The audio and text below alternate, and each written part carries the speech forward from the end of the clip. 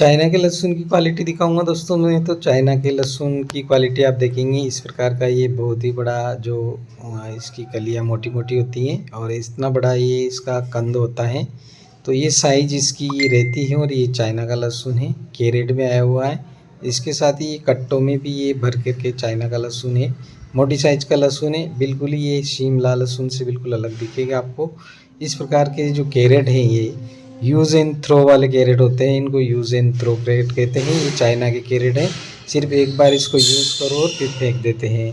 तो इस प्रकार के कैरेट में इनका उपयोग किया जाता है।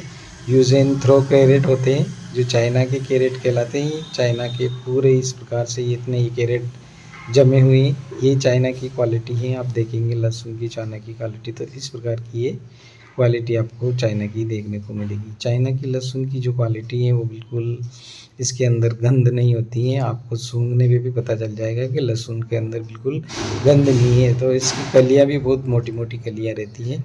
इनकी कलियों की साइज़ देखेंगे तो एक के अंदर 10 या 12 या 15 कलियां होगी। इस प्रकार की कलियां देखेंगे आप तो चारों तरफ से मोटी कलियां दिखती हैं, जबकि वो अपना शिमला का लहसुन है वो अलग ही क्वालिटी का दिखता है।